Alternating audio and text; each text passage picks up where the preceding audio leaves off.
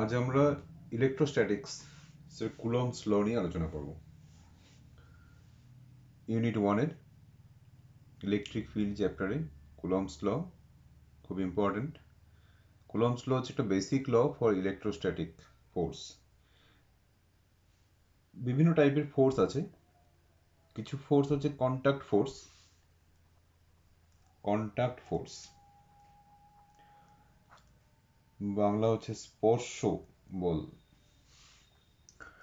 যেমন এই খাতাটাকে যদি আমি সরিয়ে দিই, ফোর্স অ্যাপ্লাই করি, তাহলে খাতাটা এখান থেকে সরছে, তাই তো? এটা কন্ট্যাক্ট না করলে কিন্তু সরবে না। কিন্তু এই পেনটাকে যখন আমি এখান থেকে ফেলে দিচ্ছি, একা একা পড়ে যাচ্ছে। এখানে কেন পড়ে যাচ্ছে? গ্র্যাভিটেশনাল ফোর্স ওকে অ্যাট্রাক্ট করছে। এটাও নন কন্ট্যাক্ট ফোর্স বলে, যে ফোর্সের জন্য কোনো কন্ট্যাক্ট দরকার হয় না। Gravitational force, electric force, magnetic force, এগুলোকে বলা হয় non contact force. Non contact ফোর্সগুলির মধ্যে কিছু মিল আছে। সেই মিলগুলো বোঝা যাবে যখন সবগুলো ফোর্স আমরা পড়বো, একবারে পড়ে ফেলবো। যাই হোক, সেগুলো পরে কোনো একটা সময় আলোচনা করা যাবে। এখন কুলম্বস ল নিয়ে আমরা বেসিক যে কুলম্বস লটা আছে সেটা নিয়ে আলোচনা করব। কুলম্বস ল হচ্ছে চার্জ মানে আধান, তড়িৎ আধান যদি খুব কাছাকাছি থাকে, তবে তারা কাছাকাছি থাকলেই তাদের বেসিক যে প্রপার্টি, পরস্পরকে আকর্ষণ অথবা বিকর্ষণ করতে পারে। এই আকর্ষণ বল আর বিকর্ষণ বলের অ্যামাউন্ট বা পরিমাণ কতটা হবে, সেটাই ঠিক করে দেয় কুলম্বস ল। অর্থাৎ কুলম্বস ল জানা থাকলে দুটি তড়িতাধান যদি কাছাকাছি থাকে, তাদের মধ্যে কত ফোর্স কাজ করবে সেটা সম্পর্কে আমরা জানতে পারি। তো এখানে একটা ডায়াগ্রাম আঁকা আছে, দুটো চার্জ, একটা Q1 একটা Q2। কিছু দেওয়া নেই, মানে ধরে নিলাম দুটোই পজিটিভ। আমরা জানি দুটো পজিটিভ মানে সেম চার্জ, পরস্পর বিকর্ষণ বা রিপালশন হবে। এদের মধ্যে কোনো একটা যদি প্লাস আর একটা যদি মাইনাস হয়, তাহলে কি হবে? অ্যাট্রাকটিভ ফোর্স হবে, আকর্ষণ বলা হবে। যাই হোক, তো দুটো যদি পজিটিভ হয়, এটা রিপালসিভ ফোর্সই ধরে নিলাম, এবং মাঝখানে যে ডিস্টেন্স সেটা ধরে নিলাম হচ্ছে আর।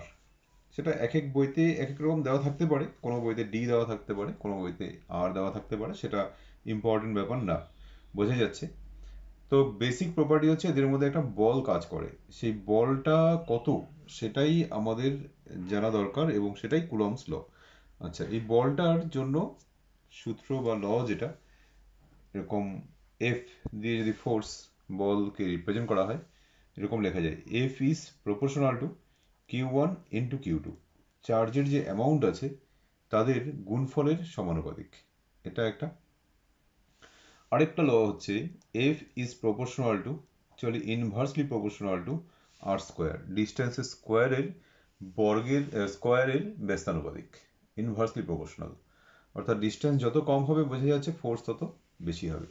দুটোকে যদি কম্বাইন করা যায়, এফ ইজ প্রপোর্শনাল টু হবে হচ্ছে Q1 Q2 divided by R square. Simple mathematics থেকে এটা বলা যায়। তো এবার এটাই প্রপার্টি, এটা থেকে ইকুয়াল করলে একটা কনস্ট্যান্ট দিয়ে মাল্টিপল করতে হবে। সাম কনস্ট্যান্ট ধরে নিলাম K prime, Q1 Q2 by R square. এটা হচ্ছে কুলম্বস ল। তাহলে কুলম্বস ল এর যে ফর্মুলা সেটা হচ্ছে এটা। এফ হচ্ছে ফোর্সকে রিপ্রেজেন্ট করে। ফোর্স মানেই হচ্ছে ভেক্টর কোয়ান্টিটি। এবার ফোর্স ভেক্টর কোয়ান্টিটি, তার মানে এটার একটা ডিরেকশন থাকবে, ভ্যালু হচ্ছে এটা। এই ফর্মুলাতে ভ্যালু ডিটারমিন করা হয়। আর ডিরেকশন ডিটারমিন করার জন্য ডিরেকশনও ডিটারমিন করা যায়, সেটা আরেকটা ভিডিওতে আমি পরে আলোচনা করব। খুব সম্ভবত নেক্সট ভিডিওতেই এর ভেক্টর ফর্মেশন বা ভেক্টর ফর্ম বা ভেক্টর ফোর্স নিয়ে আলোচনা করব। কুলম্বস লতে মেইন যেটা আরেকটা জানা দরকার, সেটা হচ্ছে কন্ডিশন। কি কন্ডিশন হতে হবে? দুটো চার্জকেই পয়েন্ট চার্জ হতে হবে। পয়েন্ট চার্জ, এটা একটা কন্ডিশন। পয়েন্ট চার্জের মিনিংটা কি? যে এই চার্জটা কোনো বড় জায়গা জুড়ে থাকবে না। একটা পয়েন্টেই যতই চার্জ থাকুক না কেন, একটা পয়েন্ট, আর এটা একটা পয়েন্টে থাকবে। এটা বড় হয়ে গেলেই তখন কমপ্লিকেটেড চলে আসবে ফর্মুলাটা, তখন আর এটা ইউজ করলে ফর্মুলাতে এরর চলে আসবে, ফর্মুলাটাতে অন্য কারেকশন করতে হবে। যাই হোক, তো এই ফর্মুলাকে এবার আমরা যদি ইকুয়েট করি, সিজিএস পদ্ধতিতে একরকম হবে, এসআই পদ্ধতিতে একরকম হবে। প্রথমে আমরা দেখব সিজিএস পদ্ধতিতে এই ফর্মুলাটাকে কিভাবে লেখা হয়। এফ ইজ ইকুয়াল টু, এই কনস্ট্যান্ট যেটা আছে কে প্রাইম এখানে লিখেছিলাম, এই কনস্ট্যান্টটা অ্যাকচুয়ালি লেখা হয়েছে 1/k, 1/k Q1 Q2 by R square. কনস্ট্যান্টটাকে এইভাবে লিখলে সিজিএস পদ্ধতিতে লেখা হয়। এই যে কেটা নিচে লেখা হলো, নিচে লেখার একটা রিজন হচ্ছে, কে নিচে লিখলেই কে এর একটা ডেফিনেশন দেওয়া যায়। ডেফিনেশনটা হচ্ছে, কেটাকে বলা হয় die electric constant. Die electric constant, যারা বাংলা মিডিয়ামে আছে তাদের নামটা জেনে রাখবে, এটাকে বাংলা হচ্ছে পরা বৈদ্যুতিক মাধ্যম, পরা বৈদ্যুতিক ধ্রুবক, মাধ্যম নয়, এটা হচ্ছে পরা বৈদ্যুতিক ধ্রুবক কনস্ট্যান্ট। কেটা হচ্ছে ডাই ইলেকট্রিক কনস্ট্যান্ট। আরেকটা জিনিস মনে রাখতে হবে, ফর এয়ার, বায়ু মাধ্যমের জন্য এই কে এর যে ভ্যালু সেটা হচ্ছে 1। বায়ু মাধ্যমের জন্য কে এর ভ্যালু কত হচ্ছে 1, 1 ধরতে হবে। দেন এই ফর্মুলাটা ডিরেক্ট লেখা যায় Q1 Q2 divided by R square. তো বোঝা যাচ্ছে এফ যদি বল হয় তাহলে ফোর্সের যে ইউনিট সেটা ডাইন হবে সিজিএস। এই ফর এয়ারের এটা ধরতে হবে কে ইজ ইকুয়াল টু 1, এইটা ধরে নিয়ে ফর্মুলা ডিডাকশন করতে হবে। নেক্সট চলে আসি ওই ফর্মুলাটাই, যেটা এরকম ছিল, F is equal to some constant K prime Q1 Q2 divided by R square, এরকম ফর্মুলা ছিল।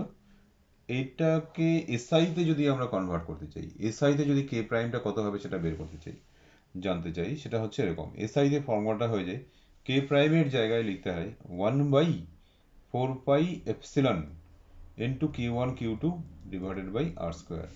কোনো মিডিয়ামের জন্য এপসিলন। এবার এপসিলনটা কি? এপসিলনটা একটা নাম আছে, এপসিলনটা হচ্ছে বলা হয় permeability, electric permeability, electric permeability. এবার এটার বাংলা নাম কি হবে?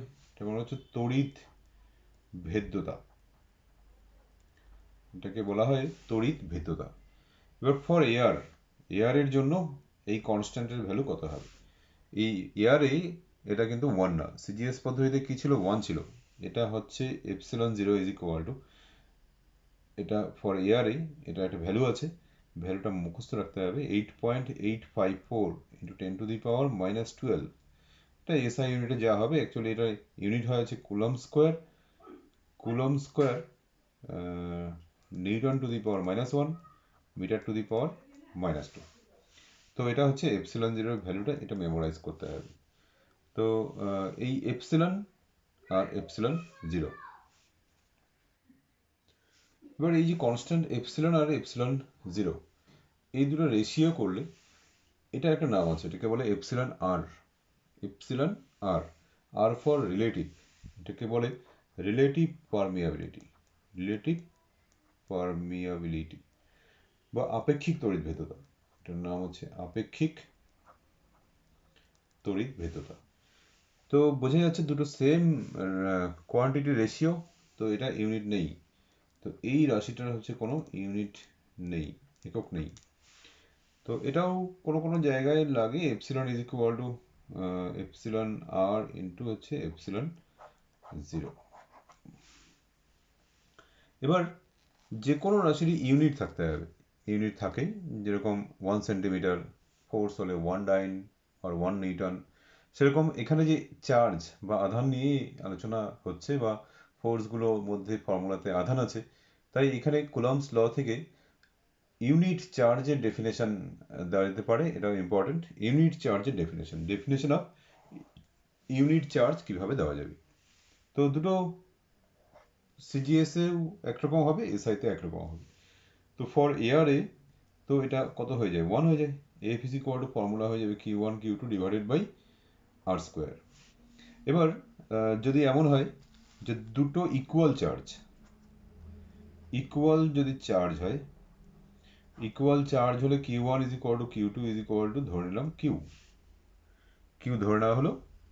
আর এই চার্জ দুটির মাঝে যে ডিস্টেন্স সেটা ধরে নেওয়া হলো হচ্ছে 1 centimetre, 1 centimetre.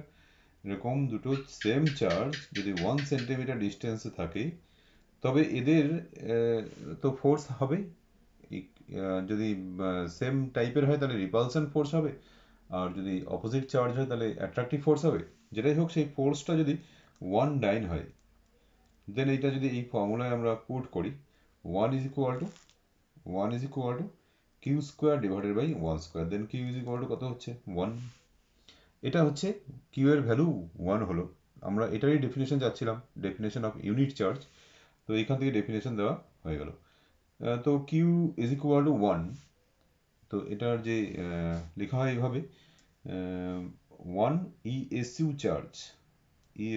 Charge or ESU আধান, এরকম বলা হয়। এটা একটা নাম আছে, এটাকে বলে স্ট্যাট কুলম্ব। মনে রাখবে এটাকে বলা হচ্ছে stat coulomb, CGS unit. SI সিস্টেমে কি হচ্ছে, ফর্মুলা তো এরকম হচ্ছে। এবার এটা যদি এআরএ হয়, এখানে কি লিখতে হবে 4πε0। তো ওখানে লিখে দিয়েছিলাম ε0 একটা ভ্যালু, সেটা যদি এখানে বসানো যায় 1/4πε0রও কিন্তু একটা ভ্যালু বের করা যায়, এবং সেই ভ্যালুটা হচ্ছে 9 × 10⁻⁹। আর এটা ইউনিটটা কিন্তু হবে এরকম newton metre square coulomb to the power -2। তো এটাও মেমোরাইজ করতে হবে, 1/4πε0 টোটালটারই যে ভ্যালু সেটা হচ্ছে এরকম 9 × 10⁹। এবার এখানে ইউনিট চার্জের ডেফিনেশন দিতে হবে এসআইতে। Same process, q1 is equal to q2 is equal to q, and r is equal to যদি 1 মিটার ধরে নিই, এখানে কিন্তু এখানে কনস্ট্যান্টটা 1 না, তাই f is equal to 1 Newton ধরা যাবে না, f ইজ ইকুয়াল টু ধরতে হবে 9 × 10⁹ নিউটন। এটা যদি এই ফর্মুলায় বসানো যায়, এখানে যদি বসানো যায় 9 × 10⁹ is equal to 9 × 10⁹ Q square divided by 1 square is equal to 1। আমাদের টার্গেট হচ্ছে Q is equal to 1 unit charge. তাহলে ডেফিনেশন কিভাবে দিতে হবে, যে দুটো সেম চার্জ যদি 1 মিটার ডিস্টেন্সের থেকে যদি 9 × 10⁹ নিউটন ফোর্স অ্যাপ্লাই করে, দেন প্রত্যেকটা চার্জকে বলা হবে 1 ইউনিট এসআই, 1 এসআই ইউনিট। এটাকেই বলে কুলম্ব, 1 কুলম্ব। একটা রিলেশন আছে, এটা মেমোরাইজ করবে, 1 coulomb is equal to 3 × 10⁹ ESU charge. Okay, এই ভিডিওটা এই পর্যন্তই।